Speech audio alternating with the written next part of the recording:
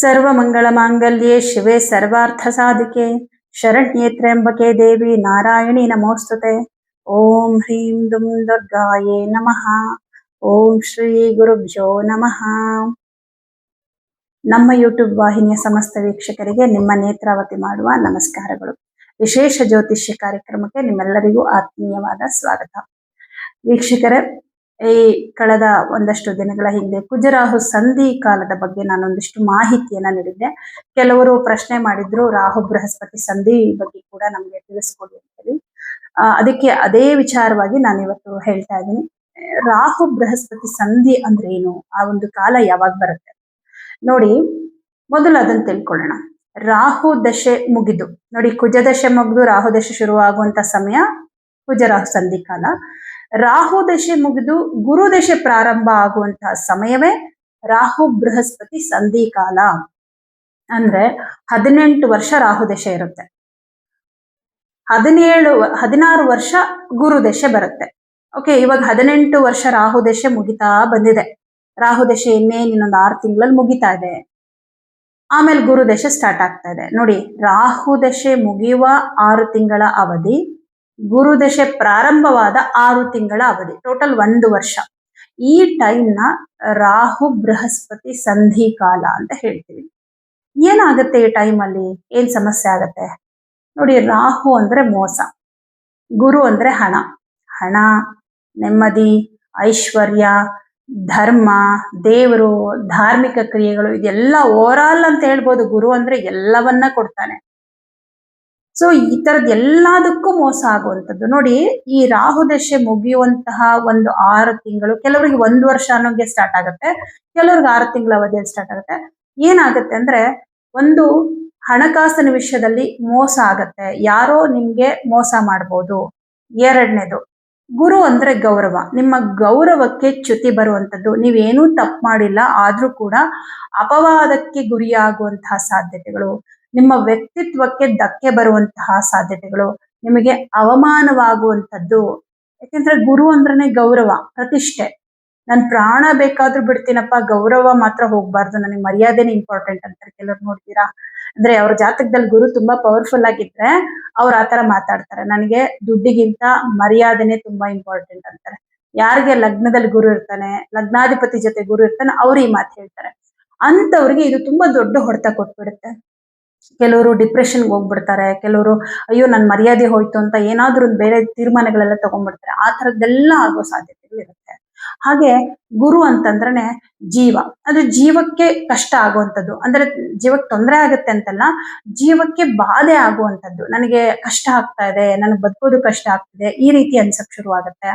ಮತ್ತೆ ಆರೋಗ್ಯದಲ್ಲೂ ಕೂಡ ತೊಂದರೆಗಳು ಬರುತ್ತೆ. ಯಾಕಂದ್ರೆ ರಾಹು ಅಂದ್ರೆ ಇನ್ಫೆಕ್ಷನ್, ಗುರು ಅಂತಂದ್ರೆ ಈಗಿರುವಂತಹ ಕೆಲವು ಕಾಯಿಲೆಗಳನ್ನ ಜಾಸ್ತಿ ಮಾಡ್ತಾನೆ ಈ ರಾಹು ಬೃಹಸ್ಪತಿ ಸಂಧಿ ಕಾಲ ಬಂದಾಗ. ಹಾಗೆ ಈ ಟೈಮಲ್ಲಿ ಇನ್ನೊಂದು ಏನ್ ಸಮಸ್ಯೆ ಆಗುತ್ತೆ ಅಂದ್ರೆ, ಕುಟುಂಬದಲ್ಲಿ ಸಮಸ್ಯೆಗಳಾಗ್ತಾ ಬರುತ್ತೆ. ಅಂದ್ರೆ ನಿಮ್ಗೆ ಹತ್ತಿರದವ್ರಿಗೆ ಯಾರಿಗಾದ್ರೂ ಸಮಸ್ಯೆ ಆಗತ್ತೆ, ಕುಟುಂಬದಲ್ಲಿ ಫೈನಾನ್ಷಿಯಲಿ ಪ್ರಾಬ್ಲಮ್ಗಳು ಬಂದ್ಬಿಡತ್ತೆ, ಬಿಸ್ನೆಸ್ ಅಲ್ಲಿ ಲಾಸ್ ಆಗುವಂಥದ್ದು. ನಾ ಹೇಳದ್ನಲ್ಲ, ಮೋಸ ಆಗತ್ತೆ. ಮೋಸ ಆದಾಗ ಸಹಜವಾಗಿ ನಿಮ್ಗೆ ಲಾಸ್ ಆಗೇ ಆಗತ್ತೆ. ಇಂಥದ್ದೆಲ್ಲ ಒಂದಿಷ್ಟು ಸಮಸ್ಯೆಗಳು ಆಗತ್ತೆ. ಇನ್ನು ಮೀರಿ ಈ ಸಂಧಿ ಕಾಲವನ್ನ ನಾವು ಹೇಳ್ಬೇಕು ಅಂದ್ರೆ ಗುರು ಚಾಂಡಾಳ ಸಮಸ್ಯೆ, ಗುರು ಚಾಂಡಾಳ ಯೋಗ ಅಂತ ಕೂಡ ಕರೀತಾರೆ. ಗುರು ಮತ್ತೆ ರಾಹು ಒಂದೇ ಮನೆಯಲ್ಲಿದ್ರೆ ಗುರು ಚಾಂಡಾಳ ಯೋಗ. ಇದೇನಂದ್ರೆ, ಗುರು ಅಂದ್ರೆ ಒಳ್ಳೆ ಕಾರ್ಯಗಳು, ರಾಹು ಅಂದ್ರೆ ಇಲ್ಲೀಗಲ್. ಈ ರಾಹು ದಶೆ ಮುಗ್ದು ಗುರು ದಶೆ ಪ್ರಾರಂಭ ಆಗೋ ಟೈಮ್ ಏನಿದೆಲ್ಲ, ಈ ರಾಹು ಬೃಹಸ್ಪತಿ ಸಂಧಿ ಕಾಲ, ಈ ಟೈಮಲ್ಲಿ ಗೊತ್ತಿಲ್ಲದೆ ನಿಮ್ಮಿಂದ ತಪ್ಪಾಗೋ ಸಾಧ್ಯತೆ ಇರುತ್ತೆ. ನೀವು ಒಳ್ಳೆಯವರು, ನೀವು ತಪ್ಪು ಮಾಡೋರಲ್ಲ, ಆದ್ರೆ ಯಾವುದೋ ಒಂದು ಆಮಿಷಕ್ಕೆ, ಯಾರ್ದೋ ಒಂದು ಇನ್ಫ್ಲುಯೆನ್ಸ್ಗೆ ಬಲಿಯಾಗಿ ನಿಮ್ಮಿಂದ ತಪ್ಪು ಕಾರ್ಯ ಆಗೋ ತರ ಆಗ್ಬಿಡುತ್ತೆ, ನೀವು ಮಿಸ್ಟೇಕ್ ಮಾಡೋ ತರ ಆಗ್ಬಿಡುತ್ತೆ, ಇಲ್ಲೀಗಲ್ ಕೆಲಸದಲ್ಲಿ ನಿಮ್ಮನ್ನ ನೀವು ತೊಡಸ್ಕೊಳ್ಳೋ ತರ ಆಗ್ಬಿಡುತ್ತೆ, ಅಥವಾ ನಿಮ್ ಮನಸ್ಸು ಒಪ್ಪದೇ ಇರೋ ಕೆಲಸನ ನೀವು ಮಾಡ್ಬಿಡೋವಂಥದ್ದು. ಇಂಥದ್ದು ಕೂಡ ಆಗುವ ಸಾಧ್ಯತೆಗಳಿರುತ್ತೆ. ಅರೆ, ಈ ವ್ಯಕ್ತಿ ಈ ತರ ಮಾಡಿದಾನಂದ್ರೆ ನಂಬಕ್ಕಾಗಲ್ಲ ಅಂತ ಕೆಲವರೆಲ್ಲ ಹೇಳ್ತಾರೆ, ಗೊತ್ತಾ? ಈ ಟೈಮಲ್ಲೇ ಆಗೋದು. ಆ ಟೈಮಲ್ಲಿ ನಾವು ತುಂಬಾ ಕೇರ್ಫುಲ್ ಆಗಿರ್ಬೇಕು. ಯಾರೋ ಬಂದು ನಿಮ್ಮಿಂದ ಆ ತಪ್ಪನ್ನ ಮಾಡಿಸ್ಬೋದು, ಅಥವಾ ನಿಮ್ ಮನಸ್ಸೇ ಚಂಚಲಾಗಿ ತಪ್ಪನ್ನ ಮಾಡ್ಬೋದು, ಈ ತರ ಆಗತ್ತೆ. ಹಾಗಾಗಿ ಈ ಟೈಮಲ್ಲಿ ನಾವು ಕೆಲವು ಪರಿಹಾರವನ್ನ ಮಾಡ್ಕೋಬೇಕು. ಇನ್ನೊಂದು ಸಮಸ್ಯೆ ಏನಾಗುತ್ತೆ ಅಂದ್ರೆ, ಆರೋಗ್ಯದಲ್ಲಿ ತುಂಬಾ ಪ್ರಾಬ್ಲಮ್ ಆಗೋದು. ಮೇನ್ ಆಗಿ ಗುರು ಅಂತಂದ್ರೆ ಲಿವರ್ಗೆ ಕಾರಕ, ಜೊತೆಗೆ ಕಿಡ್ನಿಗೆ ಕಾರಕ ಮತ್ತು ದೇಹದಲ್ಲಿ ಜೀವಶಕ್ತಿ ಅಂತ ಹೇಳ್ತೀವಿ, ಎನರ್ಜಿ ಅಂತ ಹೇಳ್ತೀವಿ. ಯಾವುದೋ ಒಂದು ಕಾಯಿಲೆ ಸಡನ್ ಆಗಿ ಬಂದು, ಈಗ ಕೆಲವೊಂದು ಸಡನ್ ಕಾಯಿಲೆಗಳು ಈಗ ಸೊಳ್ಳೆಯಿಂದ ಬರುತ್ತೆ, ಡೆಂಗ್ಯೂ ಅಂತ ಹೇಳ್ತೀವಿ. ಈ ತರದ್ ಯಾವುದೋ ಒಂದು ಜ್ವರ ಬಂದ್ಬಿಡ್ತು ಅಥವಾ ಏನೋ ಒಂದು ಪ್ರಾಬ್ಲಮ್ ಆಯ್ತು, ಅದಾದ್ಮೇಲಿಂದ ಸುಧಾರಿಸ್ಕೊಳಕ್ ಆಗ್ತಾ ಇಲ್ಲ ನೋಡಿ. ಕೆಲವರು ಹೆಲ್ತ್ ಪ್ರಾಬ್ಲಮ್ ಬರುತ್ತೆ, ಟ್ರೀಟ್ಮೆಂಟ್ ತಗೊಂಡು ಬೇಗ ಬೇಗ ಸುಧಾರಿಸ್ಕೋತಾರೆ. ಬಟ್ ಈ ಗುರು ಮತ್ತೆ ರಾಹು ಬೃಹಸ್ಪತಿ ಸಂಧಿ ಸಮಯದಲ್ಲಿ ಏನಾಗುತ್ತೆ ಅಂದ್ರೆ, ಯಾವ್ದೋ ಒಂದು ಕಾಯಿಲೆ ಬಂದು ಅಲ್ಲಿಂದ ಮುಂದಕ್ಕೆ ಸುಧಾರಿಸ್ಕೊಳಕ್ಕೆ ಆಗಲ್ಲ, ವೀಕ್ ಆಗ್ತಾ ಹೋಗ್ತಾರೆ, ಆರೋಗ್ಯ ತುಂಬಾ ಹದಗೆಡ್ತಾ ಹೋಗುತ್ತೆ, ಎಲ್ಲಿ ಏನಾಗ್ಬಿಡುತ್ತೋ ಅನ್ನೋ ಲೆವೆಲ್ಗೆ ಹೆಲ್ತ್ ಪ್ರಾಬ್ಲಮ್ ತುಂಬಾ ಜಾಸ್ತಿ ಆಗ್ಬಿಡುತ್ತೆ. ಕೆಲವರಿಗೆ ಸಡನ್ ಆಗಿ ತೊಂದರೆಗಳು ಬರೋ ಸಾಧ್ಯತೆ, ಕೆಲವರಿಗೆ ಜ್ವರ ಬಂದು ಆ ಜ್ವರನೇ ನಿಮ್ಗೆ ಹೈ ಲೆವೆಲ್ಗೆ ಅಂದ್ರೆ ತಲೆಗೆ ಏರ್ಬಿಡ್ತು ಅಂತ ಹೇಳ್ತಾರಲ್ಲ, ಈ ತರ ಅದೇ ದೊಡ್ಡ ಮಟ್ಟಕ್ಕೆ ಆಗುವಂತದ್ದು.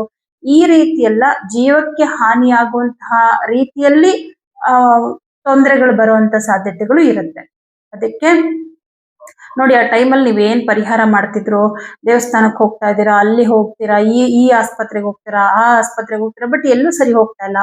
ಸರಿಯಾದ ದಾರಿ ಕೂಡ ಸಿಕ್ಕಲ್ಲ ನಮ್ಗೆ, ಸರಿಯಾದ ಡಾಕ್ಟರ್ ಕೂಡ ಅಂದ್ರೆ ಆ ಡಾಕ್ಟರ್ ಇಂದ ನಮ್ಗೇನು ಉಪಯೋಗನೇ ಆಗ್ತಾ ಇಲ್ಲ. ಒಳ್ಳೆ ಡಾಕ್ಟರೇ, ಎಲ್ಲರಿಗೂ ಒಳ್ಳೇದಾಗ್ತಿದೆ, ಬಟ್ ನಮ್ಗೆ ಯಾಕೆ ಹುಷಾರಾಗ್ತಿಲ್ಲ, ಈ ತರ ಎಲ್ಲ ಸಮಸ್ಯೆಗಳು ಬರುತ್ತೆ. ಈ ಟೈಮಲ್ಲಿ ಏನ್ ಮಾಡ್ಕೋಬೇಕು ಪರಿಹಾರ ನೋಡಿ, ಸಮಸ್ಯೆ ಬಂದ ಮೇಲೆ ಮಾಡ್ಕೊಳ್ಳೋದಕ್ಕಿಂತ ಸಮಸ್ಯೆ ಬರೋ ಟೈಮಲ್ಲೇ ನಾವು ಪರಿಹಾರ ಮಾಡ್ಕೊಳ್ಳೋದು ಒಳ್ಳೇದು. ಏನೋ ಒಂದು ಗಂಡಾಂತರದಿಂದ, ಏನೋ ಒಂದು ಫೈನಾನ್ಷಿಯಲಿ ಪ್ರಾಬ್ಲಮ್ ಇಂದ ನಾವು ಎಸ್ಕೇಪ್ ಆಗ್ಬೇಕು ಆ ಟೈಮಲ್ಲಿ. ನೋಡಿ, ರಾಹು ದಶೆ ಮುಗಿತಾ ಇದೆ ಇನ್ನೊಂದು 6 ತಿಂಗಳಲ್ಲಿ ಅನ್ನೋ ಟೈಮಲ್ಲೇ ರಾಹು ಬೃಹಸ್ಪತಿ ಸಂಧಿ ಶಾಂತಿಯನ್ನ ಮಾಡಿಸಿ. ಇದು ತುಂಬಾ ಇಂಪಾರ್ಟೆಂಟ್. ಮನೇಲಾದ್ರೂ ಮಾಡಿಸ್ಬೋದು, ದೇವಸ್ಥಾನದಲ್ಲಾದ್ರೂ ಮಾಡಿಸ್ಬೋದು. ಇದನ್ನ ಮಾಡಿಸೋದಕ್ಕೆ ಮುಖ್ಯವಾಗಿ ಯಾವ ವ್ಯಕ್ತಿಗೆ ರಾಹು ದಶೆ ಮುಗಿದು ಗುರುದಶೆ ಪ್ರಾರಂಭ ಆಗ್ತಾ ಇದೆಯೋ ಆ ವ್ಯಕ್ತಿನೇ ಅಲ್ಲಿರ್ಬೇಕು. ರಾಹು ಬೃಹಸ್ಪತಿ ಸಂಧಿ ಶಾಂತಿ, ಮೃತ್ಯುಂಜಯ ಜಪ ಅಥವಾ ಮೃತ್ಯುಂಜಯ ಹೋಮ ಕಂಪಲ್ಸರಿ ಇದನ್ನ ಮಾಡಿಸ್ಬೇಕು. ಇದನ್ನ ಯಾವಾಗ ಮಾಡಿಸ್ಬೇಕು? ರಾಹುದಶೆ ಮುಗಿಯುವ 6 ತಿಂಗಳ ಅವಧಿಯ ಒಳಗೆ ಮಾಡಿಸ್ಬೇಕು. ಸ್ಟಾರ್ಟಿಂಗ್ ಅಲ್ಲೇ ಮಾಡಿಸಿದ್ರೆ ತುಂಬಾ ಒಳ್ಳೇದು. ಇದು ಒಂದು ವಿಚಾರ. ಎರಡನೇ ವಿಚಾರ, ಪ್ರತಿ ಗುರುವಾರ ಗುರು ದತ್ತಾತ್ರೇಯ ಚರಿತ್ರೆ ಪಾರಾಯಣ ಮಾಡ್ಬೇಕು, ಅಥವಾ ಗುರು ಚರಿತ್ರೆ ಯಾವ್ದಾದ್ರು ಸರ್ ಪಾರಾಯಣ ಮಾಡ್ಬೇಕು. ಯಾಕಂದ್ರೆ ಈ ರಾಹು ನಮ್ಗೆ ಏನೋ ತೊಂದರೆ ಮಾಡ್ತಾ ಇದ್ದಾನೆ, ಮಾಡ್ಬಿಟ್ಟು ಹೋಗಕ್ ಕಾಯ್ತಾ ಇದ್ದಾನೆ ಅಂತಂದ್ರೆ ಆ ಟೈಮಲ್ಲಿ ನಮ್ಮನ್ನ ಕೈ ಹಿಡಿದು ಕಾಪಾಡೋರೆ ಗುರು. ಆ ಗುರುವಿನ ಪ್ರೊಟೆಕ್ಷನ್ ಇರುತ್ತೆ ನಮ್ಗೆ. ಆ ಗುರು ಪ್ರೊಟೆಕ್ಷನ್ ಇದ್ದಾಗ ಏನಾಗುತ್ತೆ, ರಾಹುವಿನ ಮಾಯೆ ಏನು ನಡೆಯಲ್ಲ.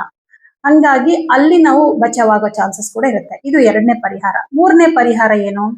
ರಾಹುವಿನ ಅಧಿದೇವತೆ ದುರ್ಗಾದೇವಿ.